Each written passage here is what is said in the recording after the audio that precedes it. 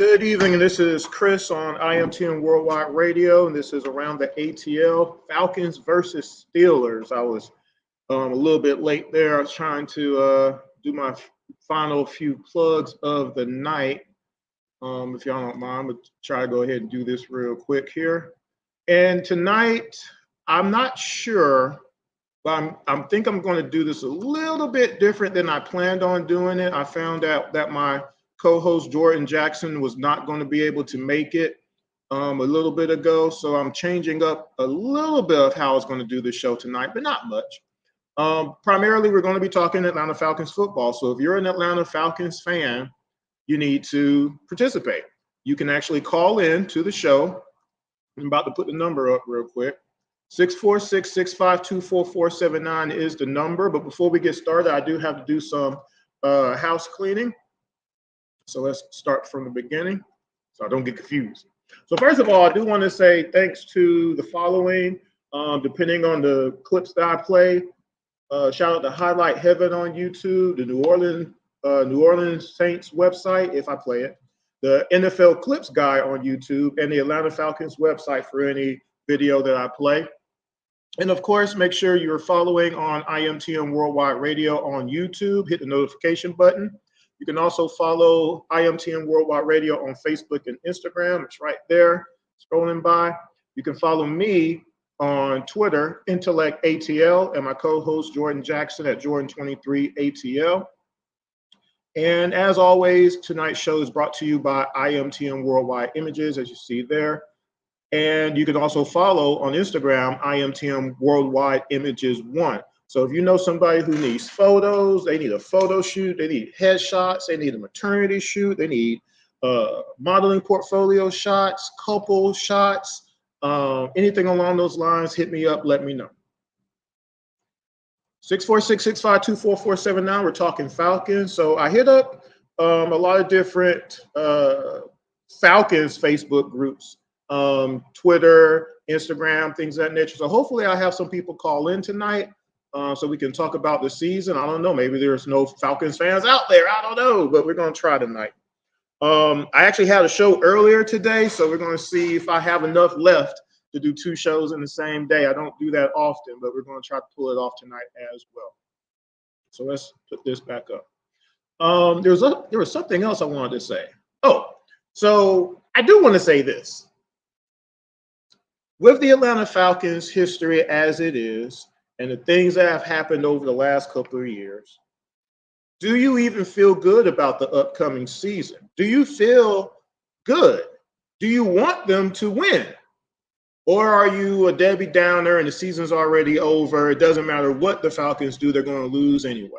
And one thing I've always said, and this applies to all sports, not just Atlanta sports, but you knew when you became an Atlanta Falcons fan that the Falcons had not won a Super Bowl. Whenever you became one, whether it be the 90s, 2000s, whatever, right? And you also know that there's a possibility that they might not ever win a Super Bowl. The one thing that has to be a constant, though, is that you want them to win a Super Bowl and you want to watch them until they win a Super Bowl, right? And at the very beginning of the season is the best time for that because the record is 0-0. Everybody has a shot, right? Yes, the last few seasons have not panned out, and we know why. We know exactly why. We'll talk about that again tonight. But this is a new season. And the Falcons this offseason had their best offseason of all time. And I don't think anybody can contest that, right? So, again, if you're a Falcons fan, and let me go ahead and do this on Twitter. So did I post on Twitter? I know I did, but I usually try to do it twice. Let's see. Oh, no, I could just hit retweet. There you go. if you're a Falcons fan, tonight is a good night to call into the show. So 646. Let's do this. That's the problem with doing two shows in the same day. 646-652-4479. Let's go ahead and check, make sure I don't have any calls before I get started officially with the show. So a few days ago, I actually did episode 129 of Around the ATL, where the first segment, I did a Falcons segment. So I'm gonna review that a little bit for those who might have missed it, and then we'll get into some other things. So what happened this offseason? First and foremost, and a lot of things did happen, right? AJ most recently got his contract, so he's going to be here, right? We were able to get Judon and Simmons in the same month on the team.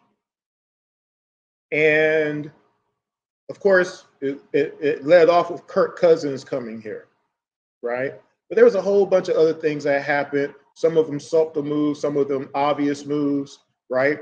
We also have Grady and Troy Anderson coming back. So that's almost like getting technically two free agents, if you want to throw that in there, kind of. You know, they're coming back from injury. But the depth of this team, and Grady Jarrett said it, this is the best team he's ever been on. Hands down, from top to bottom, all the way around, all the mixtures you want to throw in there, this is a really good team. On paper, yes, but this team is definitely better than last year's team, and I'll show you why in a second. So let's talk about last year a little bit first, okay? Now, we know that the Falcons lost 10 games again last year. They went 7-10. Now, on the defensive side of the ball, a lot of people, you know, for some reason, don't realize that the Falcons did not have a terrible defense last year. There were aspects of their defense that was actually pretty good last year. They weren't a bottom-tier defense last year, okay? They were 8th in passing yards given up in the NFL. That's top 10, right? 8, 9, 10, that's top 10, right? They only gave up 11 rushing touchdowns the whole season. That's decent, all right? Third downs. They stopped a lot of third down conversions. They were 3rd in the NFL doing that. That's good. That is positive. Problem was they gave up 118 yards rushing, and they couldn't get any pressure on the quarterback. They only had 42 sacks the whole season, and they only had 8 interceptions the whole season. So if you're not getting to the quarterback, you're not getting a sack and knocking the ball out or anything. And if you're not getting interceptions, you're also not getting turnovers that way either. So not being able to turn the ball over hurt a lot last year when you're giving up 118 yards a game. Now, they gave up approximately 21 points a game. That's 3 touchdowns. Now, on the technical side, that wouldn't be terrible if you could score, because 21 points a game, that was 19th in the league. That's not, again, bottom of the league, but it's not quite the middle either, right? Now, on the offensive side of the ball, that's where the problem was, okay? We only scored 18 points a game. So that's basically 2 touchdowns and a field goal.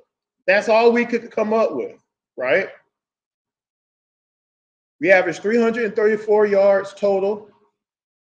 And basically, that was 207 yards passing. That's 22nd in the league. Not quite the bottom, but pretty much there. We had 127 rushing yards per game, which was 9th, okay? We had 32 total touchdowns for the season. That's 26. That right there tells you we couldn't score the ball like we needed to. We couldn't utilize the 127 rushing yards a game and score. And we only had 207 passing yards, so we couldn't move the ball either, right? That goes to our offensive coordinator, who's no longer here, right? And who the quarterback was. And we'll go get into that a little bit. So right there, let's just talk quarterback.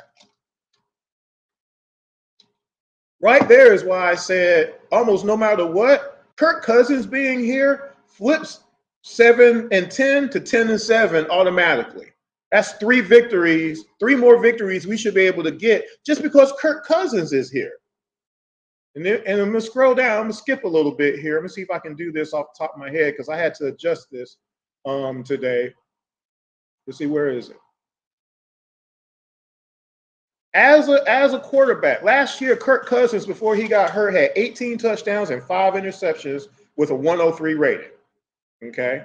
Let me make sure I have any callers. 646-652-4479 if you want to talk Falcons football. You can also comment. If you're shy, you can hit a comment in the comment section. Over the last few years, Kirk Cousins has had between 3,600 yards passing to 4,500 yards passing in the last 6-7 years or so. He's had between 26 and 35 touchdowns every year, and almost always with a 100+ rating. Okay, so that's Kirk Cousins coming into here. But one thing that I don't think some people noted, the Vikings didn't have that great of a defense while he was there either. Okay, that's a known quantity for the Falcons of having a good quarterback and not having much of a defense. Since 2018, the Vikings have been giving up between 340 and 475 points in a season. They were giving up between 21 and 29 points a game. With the exception of the 2019 season, they only gave up 19 a game there. So Kirk Cousins was doing what he was doing, but they couldn't hold a lead either. So let me skip back up again to where I was at. So Kirk Cousins, that's why I said, but no matter what we did the rest of the offseason, getting Kirk Cousins was going to flip our win-loss total right there. Because we know directly some of the games that were lost directly because of our quarterback play and play calling. And play calling is something also that's going to make a difference this year of this coming season. So I'm trying to make sure I don't lose my place. So what happened in this offseason besides just getting Kirk Cousins? We had a really good draft, I believe. At first, I was kind of, but again, looking at it in a total conceptualization, we had a really good draft. And a lot of our drafted players are on the squad. They're on the 53-man roster, which I'll get to in a second. And so between the draft and then free agency and what we did free agency-wise, Kirk Cousins, Darnell Mooney, yeah, we lost him for the season. Charlie Warner, we re-signed Nate Lamon. We have Ryan Nuzell back, Ray McLeod, Katavius Street, Daryl Hodge, Storm Norton, Justin Simmons, right? So we have something called depth now, I believe, better than we've had in a long time. And of course, on the trade route, again, Rondale Moore, not my bad, Mooney is not hurt. Rondale Moore was hurt on the trade side. And then Matthew Judon. Okay. So here's how our roster looks as of right now. Remember, you can call into the show 646-652-4479. And please subscribe to the IMTN Worldwide Radio YouTube page if you're watching this now live or in the future. Kirk Cousins, obviously the number one. Number one draft pick, Michael Penix Jr. is the backup, solid. We have on our running back side, Bijan Robinson, Tyler Algier, obviously. Still have Avery. We have Jason McClellan. Wide receiver, Drake London, Darnell Mooney, Ray McLeod, Kadell Hodge, Casey Washington. Tight ends, Kyle Pitts, obviously, Charlie Warner, Ross Dwelly. Offensive line, Jake Matthews, Bergeron, Dahlman, Lindstrom, McGarry, Nuzell, Hinton, Storm, Javon Gwynn. Defensive line, Grady, Onyemata, Taquan Graham, Zach Harrison, Eddie Goldman, Katavius Street, Rook, and Brandon Dorless. Outside linebacker, Matthew Judon, Lorenzo Carter, AK-47. Although, didn't he change his number? I got to check. James Smith-Williams, which was a little bit of a surprise to me. Losing my voice. I'm doing 2 shows today, and it's killing me. James Smith-Williams was a little bit of a surprise to me, and D'Angelo Malone. Inside linebacker, take Caden Ellis, Troy Anderson, Nate Lamon, J.D. Bertrand. Cornerbacks, A.J. Terrell, Mike Hughes, D. Alford, Clark Phillips, Antonio Hamilton Sr., Jesse Bates, Justin Simmons, our safeties. Richie Grant, backup. Got Michael Abernathy. Of course, we got Younghoe Koo. Pinion as our kicking specialist. Liam McCullough is the long snapper. So that's a 53-man roster. So again, on the depth side, just depth-wise, I think this is the deepest team we've had in many years. And really what it is that for the first time, the defensive line as a whole is being addressed, because that's where you got to win it in the trenches. And you have the depth on the offensive side, because our offensive line was not bad last year. This was just underutilized per the talent that we had, mostly because of the quarterback situation. Again, we ran for 127 yards a game, and we couldn't take advantage of it, okay? So I think that's going to be a huge thing. So is this where I wanted to do it at? Let's see. No, I'm going to talk about this. New direction. I mentioned that in the promo. So besides having a new quarterback, we do have a new direction. We have Raheem Morris as the head man now. We have Zach Robinson as the play caller. Just that dynamic is going to change things. Y'all remember those Arthur Smith pressers, right? The most depressing thing ever in life is watching one of his pressers. The most ridiculous, just the animosity that he had for being on that podium to talk about his absurd decision-making and how he was doubling down on what he was doing was the right thing to do. And it was just absurd that anybody had any questions for him. It was painful. It was painful, right? That's gone forever, all right? Let the Steelers deal with that. Let them be happy with that nonsense, right? But also you have Zach Robinson as the play caller now, where he's actually going to be able to utilize fully the talent that is on this team, because we have a really good quarterback who can actually make all the throws, make all of the throws, which means converting on third down more, red zone touchdowns more. You see what I'm saying? Better decision-making, not turning the ball over, less. Like all those things translates out into wins, y'all. Everybody should be excited. And Raheem Morris, having the background that he's had and the just the work that he's done over the years, he's in a prime position to really take advantage of what Terry, the GM, has done without Rich McKay finally being here. Look, and again, I do want to say this. I do need to say this. 646-652-4479 is the number. Aren't we glad? We should be throwing a party that Rich McKay is not involved. Rich McKay has held the team back for 20 years as far as I'm concerned. And we all know it. Because look at what happened the moment he's not there. The moment his influence and his fingers are not in the pot anymore, look what has happened. Now, if we fool around and get to the Super Bowl, Arthur Blank's going to be really highly upset. You want to know why? Because he's going to know and realize finally that he wasted time. Instead of putting his foot down and just simply saying, we are not winning, look at all these teams around us that are winning.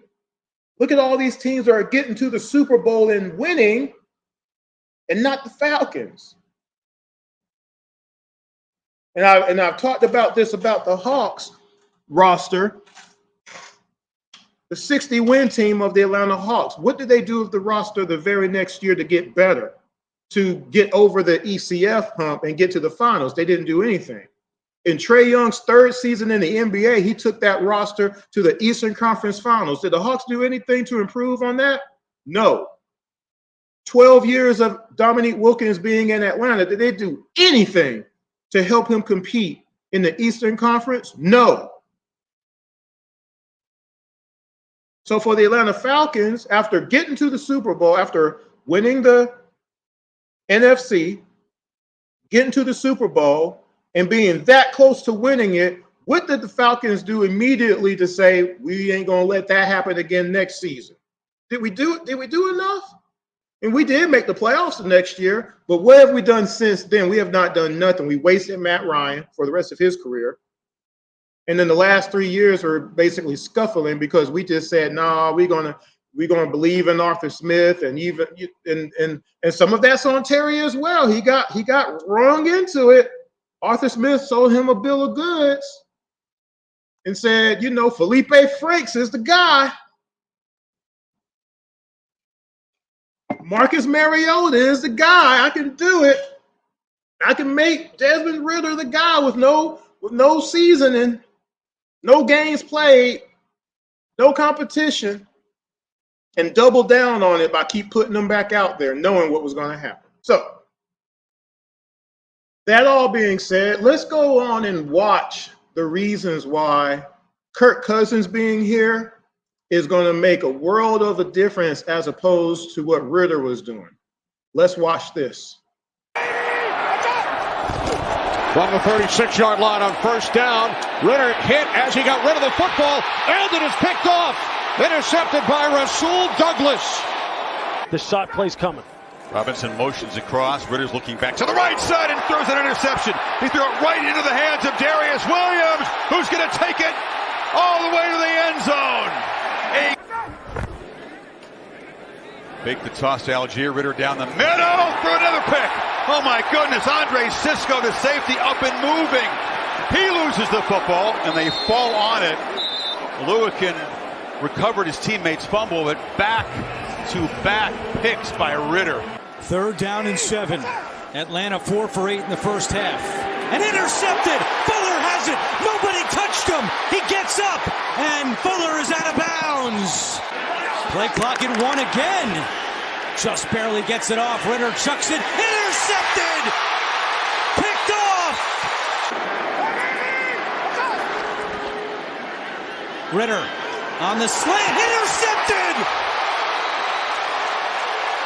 Outs left for the Falcons. They choose not to use one here. On first down, Ridder throws an interception. It's Tyrann Mathieu. Gift wrapped. Lost Michael Thomas in their last game. From the 47, Ridder looking deep. Lets it fly, and it's picked. Second of the day for Mathieu. Tyrann Mathieu back to the 47. In the final second. That is this one. That one wasn't picked. Yes, it was. Carlton Davis, pick 6. He's obviously taught that to some of the other guys up and down the line of scrimmage. Here comes Ridder. He was just able to get away from the pressure, but he throws a pick. Taken away by Xavier Woods. And the turnover bug comes to bite Desmond Ridder and the Falcons at the worst possible time. Pivot their season around. That's part of the reason why I'm a fan personally of the extended playoff field. Intercepted again. Tyreek Stevenson. Out of half, these 3rd down conversions are going to be massive. Ridder picked off. Intercepted by Alontae Taylor. And Taylor gets to the 26. Now, 2 things. The dejection of the players on the field on every one of those interceptions. Think about that. And then think about, if you looked at the scores, all these were winnable games. We lost 10 games for no reason last year, y'all. And let me do like this. There was points in time where you really had to question whether or not. Hold on, let me give you this. What's that? Playoffs? Don't talk about playoffs. You kidding me? Playoffs? I just thought we could win a game. It was at a certain point where you couldn't really believe that Arthur Smith was trying to get us to the playoffs. How? With Ridder out there doing what you just saw for 2 minutes. And again, shout out to the NFL Clips guy on YouTube. Make sure you go follow and subscribe to his page. So that's one reason why the Atlanta Falcons are going to have a better season this year. Okay? Just by default, that you have a better quarterback. That matters to have a quarterback that can make all the throws. 646-652-4479. Let me know what you think. There's another reason, though, why we're going to be better overall. And that's going to be because finally, after all these years, we finally got a legit pass rusher on our team. We're not going to just kind of, put some duct tape on it and just hope for the best and just get a couple of guys that can give us 5 sacks apiece. And, no, we're going to have somebody who can get you 10 sacks a year possibly. And that makes everybody else on that line more dangerous because now you have a real threat And with Grady back, you can't double team Grady and Onyemata and then let Judon just do whatever, right? So let's play a little bit of, I'm not going to play all of it, but let's just watch a little bit of our newest Atlanta Falcons. To go. We're in the second quarter with the Ravens in front 13-7. Smith sensing pressure. Smith in trouble. Smith brought down. Matt Judon, the rookie. 3rd and 6. From the gun. Roethlisberger trying to fight it off. Slam down. It's Judon. It's up around the line of scrimmage, makes plays in the running game, and then Webb back there made some great plays last week. Here we go. You got the strip sack here by Suggs, and then the recovery. Him practice and throw the ball first in the OTAs and minicamps. Well, whatever he's done, he's having a career year. 2nd and 9 here. There's no place to run or hide. Judon makes the stop. The rookie out of Grand Valley State. Yesterday, Suggs coming with pressure. Kaiser steps up. Now Kaiser on the run. Lost the football. Knocked out by Suggs and scooped up by Matthew Judon. They need the 35. Here they come. Henry's got him. Judon is there. They've been teaming up today. Judon with his 3rd sack. 2 receivers off to the far side. Duke Johnson in the backfield. Kaiser's being chased down by Suggs, and Suggs is able to slow him down for Judon, who picks up his 7th sack of the year. Carr. Pressure from behind. The football is loose. And the Ravens scoop it up. It's Suggs. Suggs down the sideline. T-Sizzle will score. This Baltimore.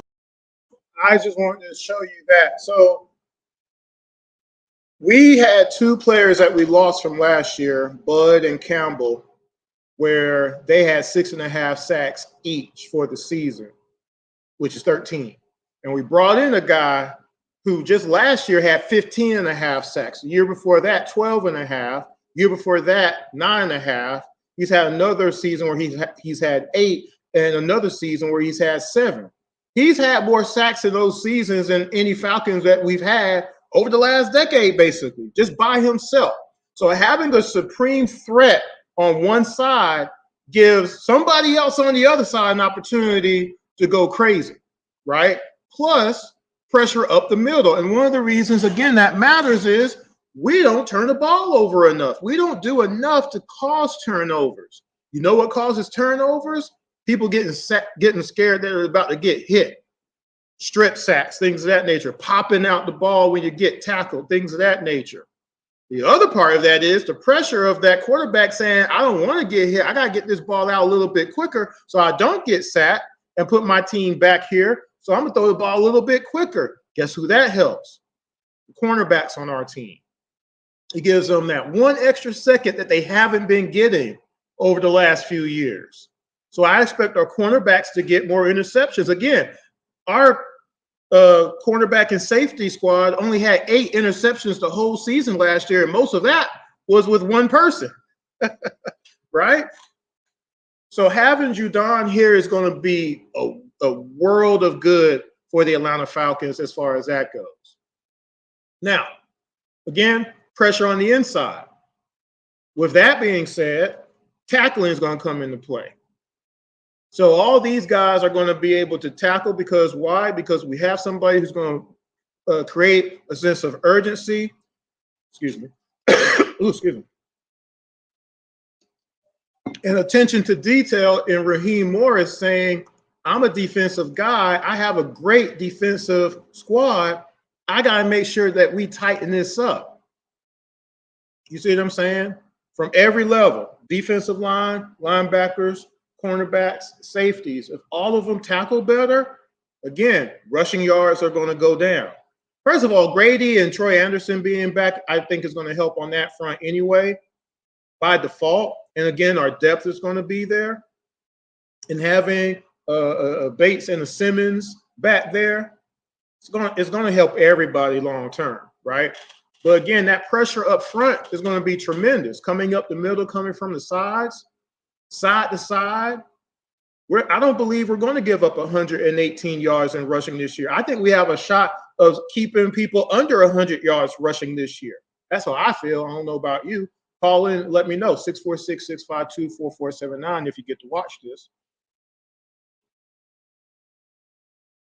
So those are some of the reasons why I feel that just record-wise, we're going to have a flip. Now, how high that flip is going to be, who knows? I for sure believe we should win 10 games. But there's a possibility we can win 12. There's a possibility we can get home field advantage in the playoffs. I believe we're going to win the division. I said with Kirk Cousins being here, we should win the division. Just with him, not knowing what else we were going to do. Again, Penix threw me off. I was kind of upset about that at first.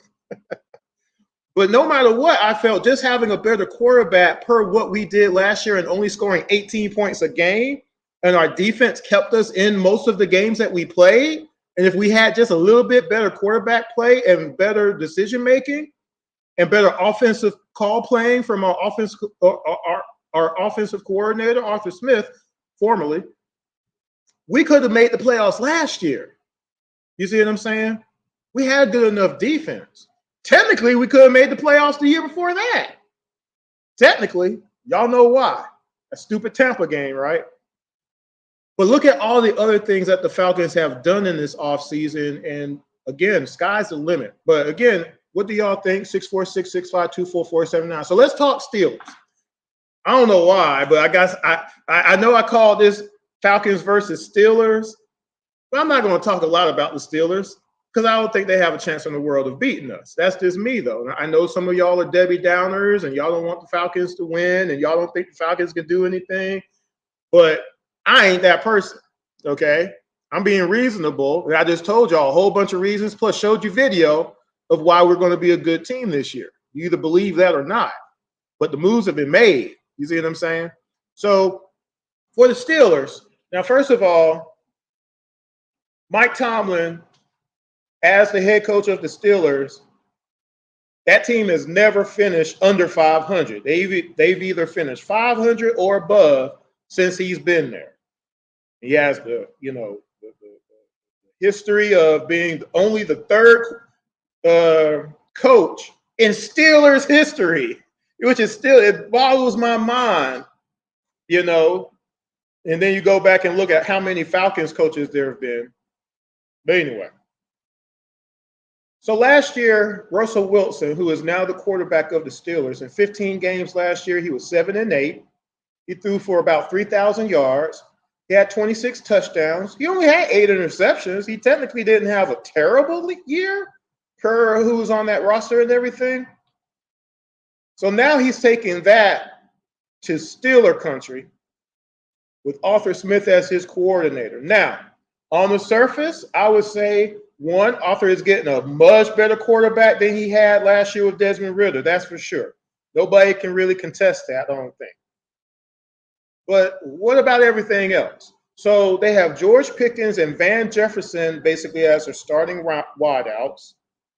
We know George Pickens is good, but Van Jefferson, I mean, he used to play here. Najee Harris is their running back. He's capable. He's a good guy. They got Cordell Patterson over there, so he's going to get the touches. He's going to get some out the backfield. He's going to get some as a wide receiver. He's going to be their Swiss Army knife or whatever. So he'll get the touches. And Pat Freiermuth is the tight end, which is he's a good dude. Well, are we afraid of that offense, though, against what I just showed y'all as far as what our Falcons defense is going to be? Bates and Simmons, AJ, Clark Phillips out there, Roman, pressure coming from both sides of the ball. So, because look, here's our defensive line again, just in case you missed it.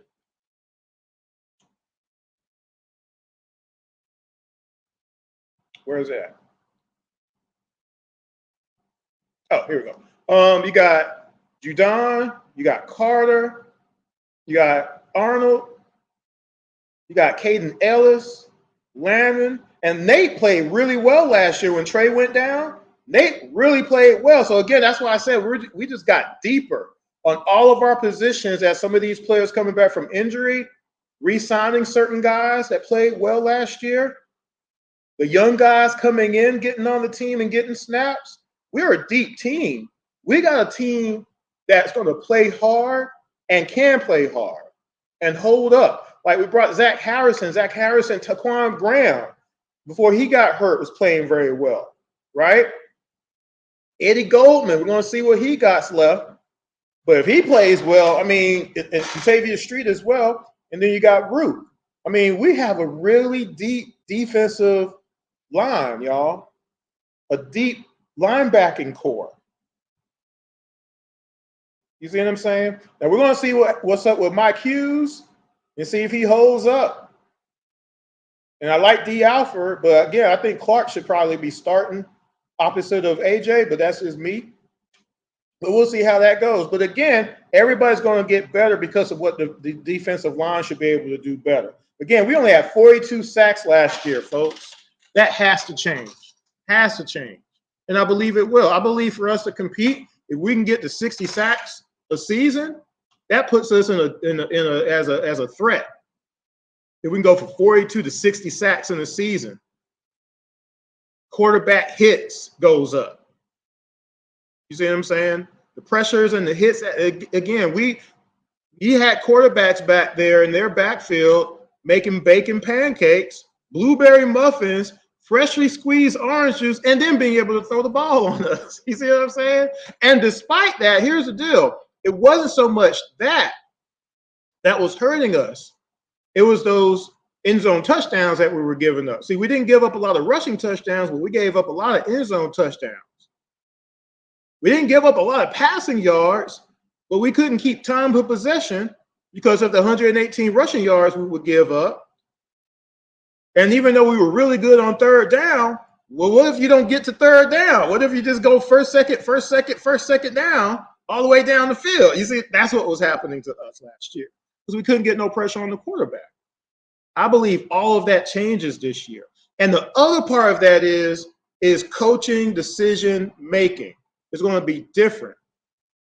I believe Raheem Morris is going to make a lot better decisions in game situations, crucial situations, than what Arthur Smith was trying to put on us last year. And again, he was just so adamant and doubled down on just the idiotic stuff that he would do. And I'm like, how are you this haughty and none of this junk is working? You see what I'm saying? It was just the audacity of it, really. So what do y'all think, though? Again, those who might have gotten a chance to watch live, I was hoping more people would come online today. I figured this was a pretty good time. I mean, is there a sporting event that I don't know about tonight? I don't know. I was hoping to get some callers as well. I figured this would be a good time of the evening because, again, a lot of y'all were at work earlier today. So I said, I'm going to try to do 2 shows. As tired as I am, I'm going to try. But I just wanted to try to get a show for the Falcons today before the beginning of the season. But again, if you get to watch this after the fact, comment per, segments and everything. Let me know what you think. I appreciate that. Make sure I didn't miss anything. I think I covered everything I wanted to cover. And again, I showed you the video. You saw what we had from the quarterback position last year. I showed you 2 minutes of interceptions, y'all. It was bad. You see what I'm saying? Like those throws, it was just, again, it wasn't even so much the throw, it's just the win and the wear, I guess, at the end of the day. But he could throw the ball. It's just,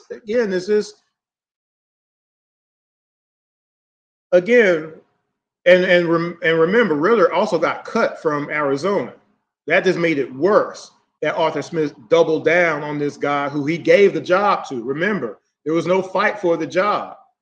And I'm going to say this. I'm going to try to help Ritter out just a little bit.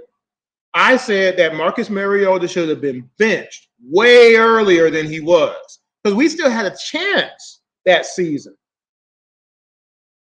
We still had a chance that season. Ritter went 2-2 at the end of the season. Whether or not he could have did better than that, I don't know, but he was better than Marcus Mariota at the time for sure. Sorry, he just was. And he needed more time. And no matter what, I just rather have had him playing that season to get him ready for that next season. rather than him just having 4 games and then making him the quarterback. I didn't agree with that. But that's what happened. And then finally you take him out, you put Taylor in there, and then you put him back in. There was just no hope for us because we had no alternatives. And we wasted Bijan, wasted Tyler, just wasted people, wasted Pitts. We're just wasting people. So again, on the offensive side, Pitts, I think, is going to play a lot of wide receiver this year. I think who's our backup tight end? Charlie will be great at catching balls when he needs, when blocking. But I think Kyle Pitts in London out there is going to be dangerous, along with Darnell Mooney. And also Bijan can catch the ball out the backfield. You saw, again, just why couldn't we just run that a couple of times a game? Like, you can't stop that. Like, it was just so frustrating to know that we could have just been so much better and we weren't. You know? I mean, literally, we could have 2 guys out of our backfield, you know, average 80, 90 yards rushing apiece. Possibly more. I'm not saying we're going to have 2 100-yard runners on our team, but if we open up enough holes, again, Bijan, right? Tyler is just strong like that. He was a 1,000-yard rusher himself. You see what I'm saying? Like, we have the talent on this team to do very well over the next half decade or so. We can compete in the NFC. And again, that's why I'm encouraged with Raheem being here and just decision-making, Terry having the collar, whatever you want to call it, taken off and saying, it's your show for real now. That's what it felt like. It felt like when I'm watching Star Trek. So there's those collars that don't let you do stuff or whatever, kind of like a stun collar or whatever. They've taken that off of Terry Fontenot and said, Rich McKay is no longer here. You can actually make real moves now. And look at the move. These moves would not be possible if Rich McKay was here. Y'all know it, because otherwise they would have happened by now. Matt Ryan should have had a team built around him, and Rich McKay didn't allow it. All the other quarterbacks in the league had teams built around them except for Matt Ryan. And we see the results of that. Now, finally, we're going to do it. Finally. And I believe we're going to be better off long term. And again, with Penix being here, just carries on. So however long Kurt plays, boop, Penix is in there, inserted. You still got all these guys going into their primes at that point. So we got a nice little 8 to 10 year window here now, but we have to capitalize though, right? So again, Kirk Cousins, the moment we got him, I felt that was a 3-game swing right there, going from 7 to 10 to 10 and 7. Everything else that we did in the offseason was going to be a bonus. And the bonus definitely came fast and furious. The draft, we did great in the draft. Free agency, did a good job there. Trades, did an excellent job there. We got a pass rusher. We got something that we have not had. Again, here's a guy who by himself has had a 15.5 sack year, 12.5 sack, 9.5 sack, 8, 7. Again, that's more than any of our guys have done on their own. Year after year after year. The most we can expect is 6.5 sacks in the season. That ain't cool. Again, we had 42 sacks last year, and 2 of those guys that had 13 of those sacks were no longer Falcons anymore. How were you going to replace that? Right? That was an issue. Well, we've done a good job of doing that. Okay? We should be excited about that. Again, getting to the quarterback leads to turnovers. It leads to stops, getting stops. So now, not only are you getting stops on 3rd down, which we were a top 5 team in the league doing that, now you can stop on 1st and 2nd down too.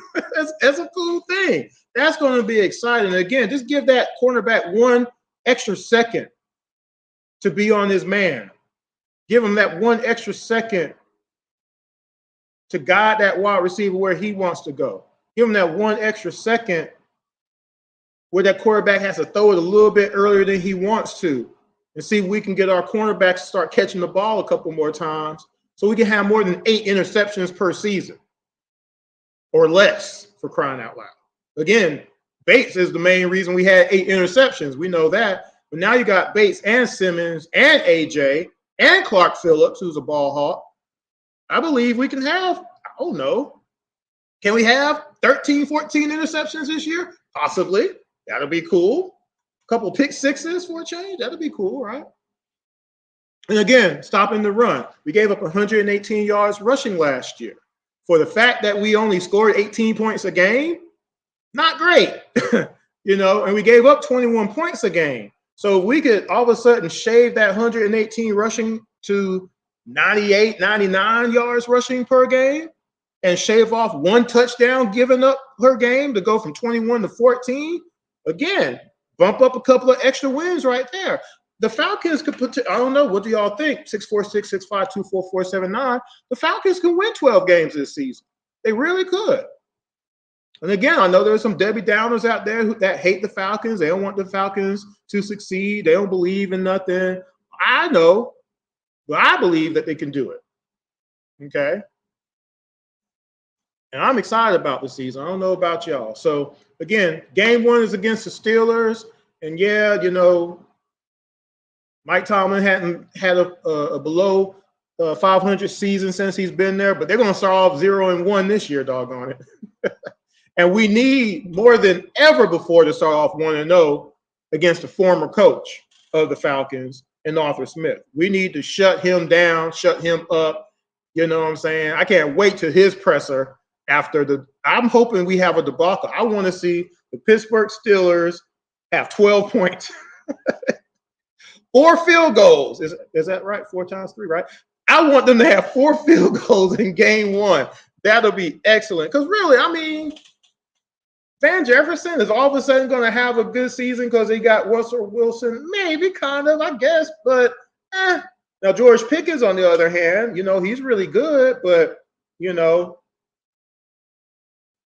I see Judon getting 2 sacks his first game as a Falcon.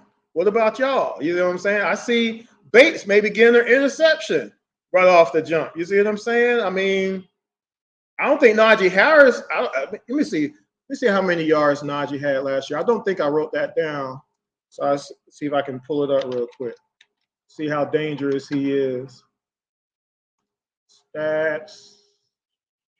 He's a 1,000-yard rusher the last 3 years. 4.1 average last year. 8 touchdowns.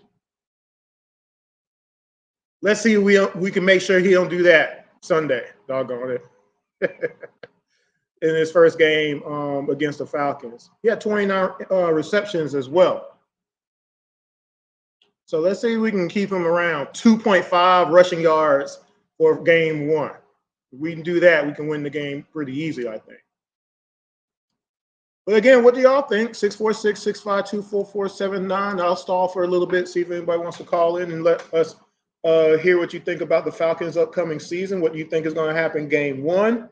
Do you think anything is going to happen? Are you watching the game? I don't know. The game is, let's see what, let me check something real quick.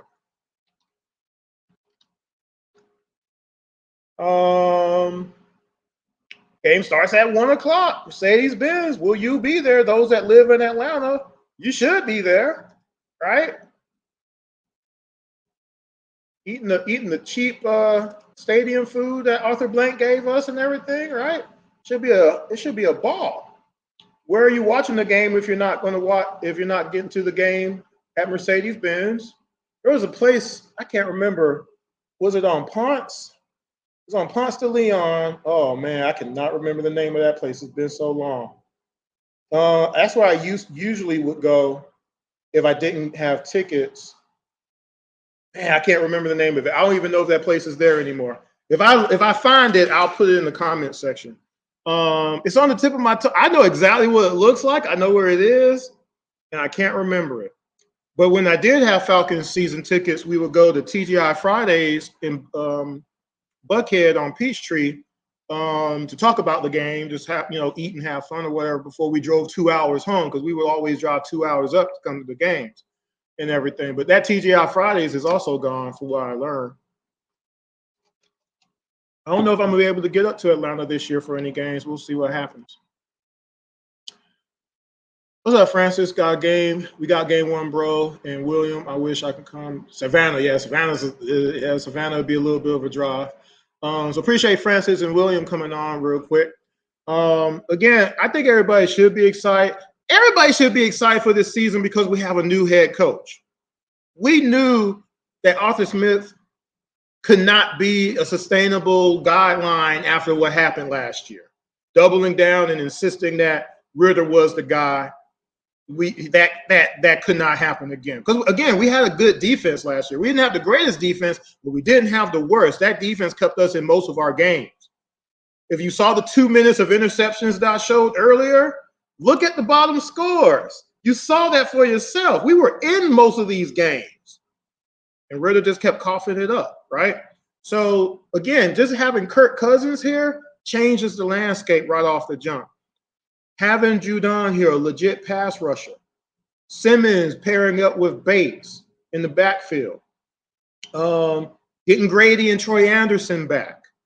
You know what I'm saying? That's going to be huge.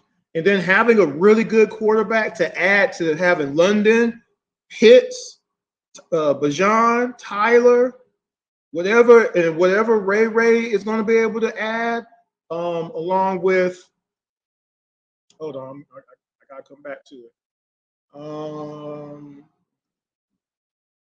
There we go.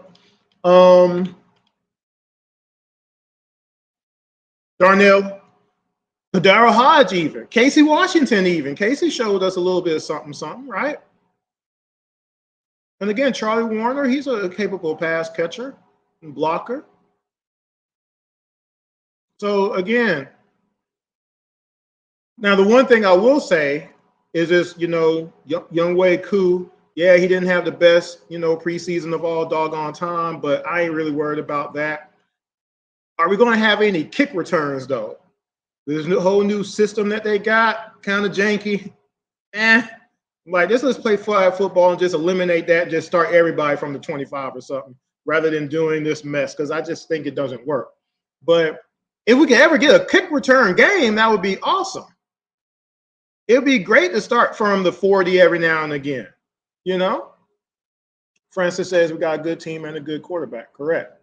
So I think that's going to be something else. I think special teams, having what are we going to do special teams wise? Can we get better at punt returns even?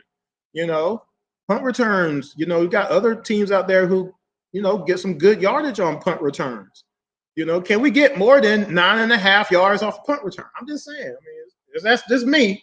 I'm just coming up with those little nuggets or whatnot as far as this upcoming season. But again, Jesse Bates and Justin Simmons are going to be a great safety pair, and you do have Richie as a backup.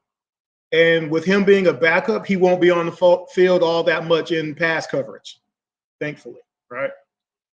AJ Terrell and Mike Hughes, again, we'll see how Mike holds up, but you do have D. Alford and Clark Phillips to back them up.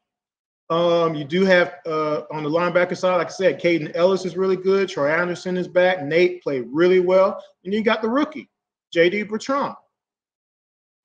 Outside linebackers, you got Matthew Judon, Lorenzo Carter, Ibiketti, AK-47. Again, we're going to see what James Smith-Williams does. Again, I'm still kind of surprised on that one, but we'll see. And you got D'Angelo Malone, which is pretty solid. And on the defensive line, you got Grady and David, Taquan, Zach, Eddie, Contavious, Rook, Brandon. Being able to switch those guys out, keeping everybody fresh, everybody's coming after you. I think this is probably just overall probably one of our best defensive lines that we've had in a long time too. Okay, and you definitely cannot just square up on Grady Jarrett this season. Can't do it. Ain't gonna happen. Getting David Onyemata definitely helped, but now with having Judon out there on top of everything, it's gonna be. I'm probably most excited about that aspect right there. Can we come up from 42 sacks to 62 sacks in one season? If we do that, we're definitely legit contenders for everything. Because you do have some out there who believe the Falcons have a shot to get to the Super Bowl. But then you got crazy people who say we're going to be 6-11. And I said, basically, on one page, I said, if we go 6-11, that means we basically lost the whole team to injury. Because that just that can't even be little. That means both our running backs are gone. London and Pitts are gone. Kirk Cousins went down as well. Half the defensive line is gone. All over line. I just don't think we can lose 11 games this year, even if we tried to.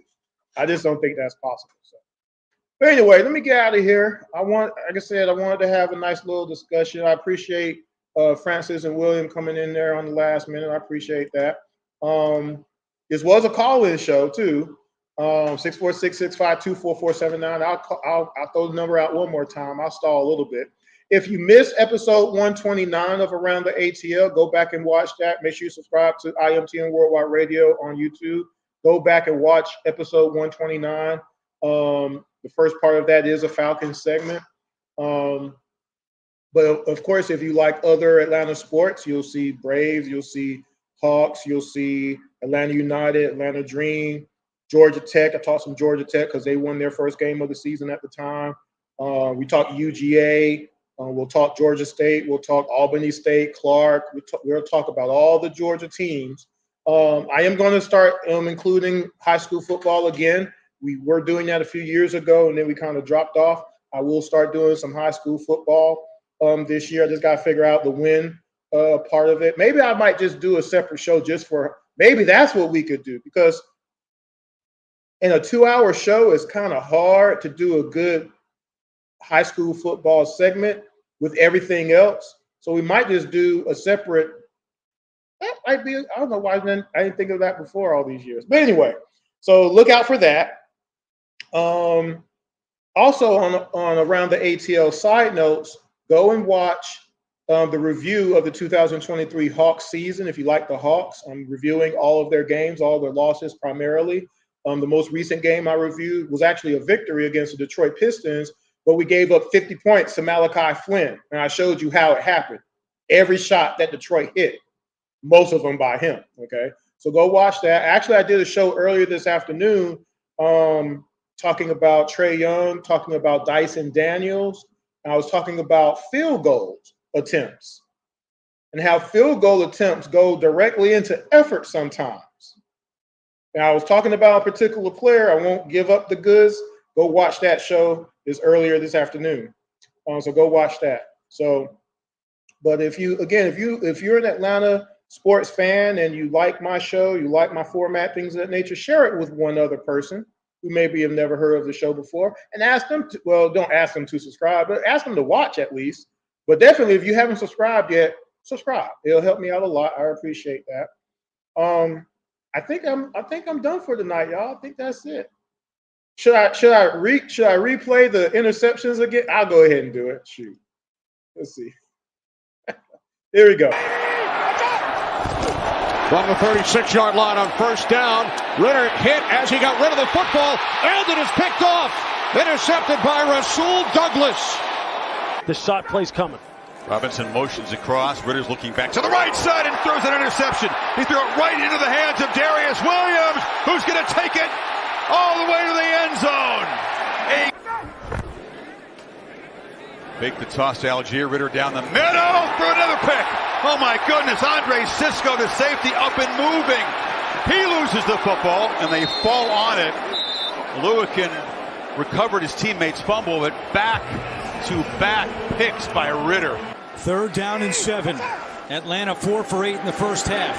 And intercepted. Fuller has it. Nobody touched him. He gets up and Fuller is out of bounds. Play clock at 1 again. Just barely gets it off. Ritter chucks it. Intercepted. Picked off. Ritter on the slant. Intercepted. Outs left for the Falcons. They choose not to use one here. On first down, Ritter throws an interception. It's Tyrann Mathieu. Gift wrapped. Lost Michael Thomas in their last game. From the 47, Ritter looking deep. Lets it fly, and it's picked.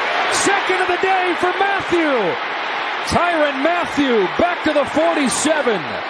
In the final second, how does this one end? That one wasn't picked. Yes, it was. Carlton Davis, pick 6. He's obviously taught that to some of the other guys up and down the line of scrimmage. Here comes Ritter. He was just able to get away from the pressure, but he throws a pick. Taken away by Xavier Woods. And the turnover bug comes to bite Desmond Ritter and the Falcons at the worst possible time. Pivot their season around. That's part of the reason why I'm a fan personally of the extended playoff field. Intercepted again. Tyreek Stevenson. Out of half, these third down conversions are going to be massive. Ritter picked off. Intercepted by Alontae Taylor. And Taylor gets to the 26-yard. Did you note the scores again? I mentioned that earlier. Did you look at the bottom and see what the score was and what quarter it was? Falcons were in all those games except for a few. And those interceptions were usually the deciding factor of why the Falcons didn't win the game. Remember, Falcons only scored 18 points a game last year and only gave up 21 points a game last year. You flip that, Falcons season is 10-7 easy. Just on the quarterback side of things, guys. Shout out again to the NFL Clips guy on YouTube. Make sure you go to his page and subscribe.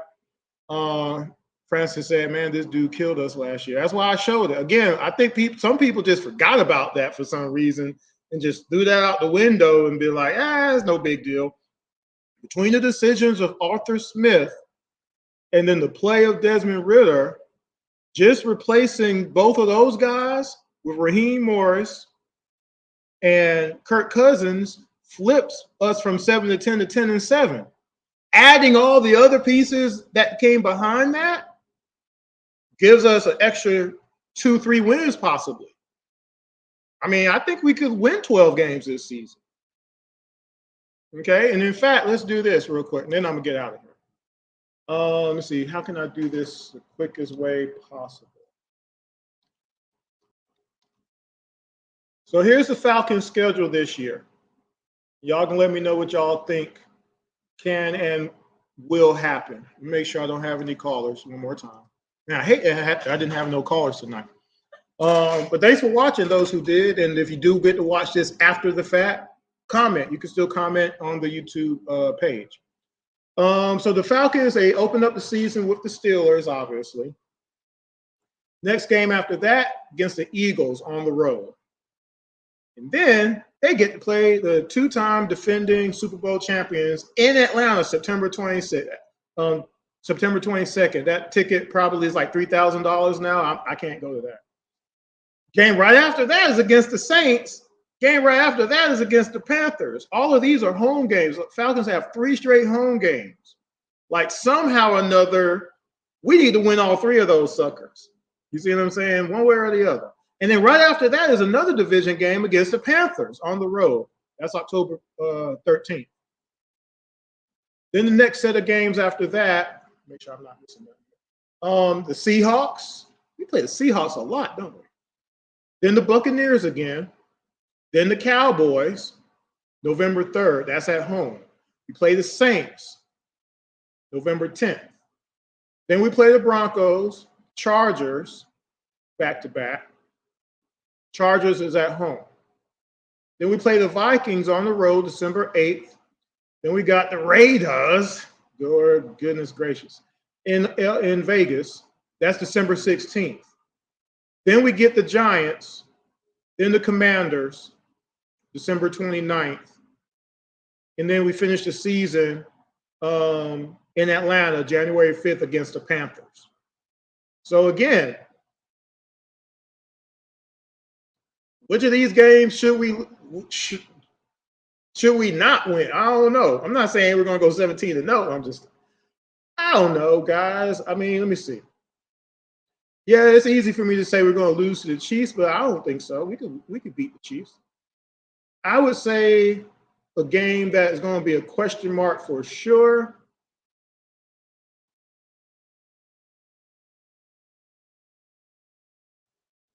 I don't know. Now I'm looking at this schedule. So let's just say we lose to the Chiefs for sure, right? Let's say we lose to the Eagles for sure, right? That's 2 losses. I just don't think we would lose to the Saints twice or the Buccaneers twice or the Panthers twice. So the Seahawks, we could beat them. We could beat the Cowboys. I ain't scared of the Cowboys. We could beat the Broncos and the Chargers. Bo Nix is the quarterback for the Broncos. I ain't afraid of no Bo Nix. Sorry, I'm just not. And I know Jim Harbaugh is with the Chargers now, but this is his first season there. We for sure better beat the Vikings after getting beat by a quarterback who didn't even know the names of his players last year. I'm still mad about that. This is so frustrating. We better beat the Giants as well. Raiders, we should win all these games, guys. Now, Washington might be a little bit of a tussle with Jaden over there. You know, that might be a little something. But we can win. We can definitely win 10 games. I believe we can win 12. So what do y'all think, though? You know, comment in this section. Let me know. And the next around the ATL, when we do a Falcon segment, we'll find out. Hopefully, I can do a show immediately next week. My plan is, this is the plan, is that I do a show after a Falcons game, and I'll do a show before the Falcons game, which means I'm doing at least 2 shows a week. Whether or not it's a specialized Falcons segment or not, I don't know. More than likely, it will be around the ATL full episode where I'll just do the Falcons segment instead of doing a separate show for the Falcons. But tonight I had time, and I'm still awake, so that's why I did 2 shows today. But we'll see. I'll kind of figure that out. We'll do it on the fly. But I want to try to do a show after the Falcons game and a show before the Falcons game to prelude what we think is going to happen each week. So hopefully we have fun. Hopefully we'll have more people participate next time.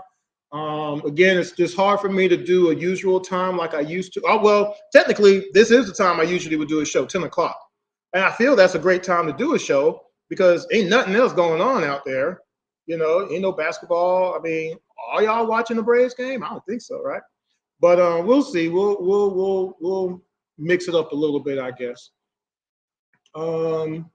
Francis says we'll win 12 games. So yeah, like I said, I think we could win have a 12-game win season this year. And some people are like, man, Chris, that's too much. That's too hopeful. We've only won 7 games the last couple of seasons in a row. We had Marcus freaking Mariota throwing passes off of his back. And we had Ritter throwing interceptions to everybody and their mama. Kirk Cousins is here now. It's going to be different. It's going to be different. So, again, thanks for everybody who did get a chance to watch today and participate. Thanks for those who came in on the chat line. I definitely wish a couple of people had called in. I would love to hear some Falcons talk, but maybe next time. So make sure you do subscribe to the IMTM Worldwide Radio page on YouTube. If you're watching this on YouTube and you haven't subscribed, hit the subscribe button. There's a subscribe button up there now, I believe. So hit the subscribe button and share it with one other person. You know, another Falcons fan, share it and let them watch it and see what they think. Also, you can follow IMTM Worldwide Radio on YouTube and Facebook as well. You can also follow me on Twitter, Intellect ATL, and my co-host Jordan Jackson at Jordan23ATL. Jordan was not able to make it tonight. And again, make sure if you know anybody who happens to need a photo shoot, the show is brought to you by IMTMWorldwideImages.com.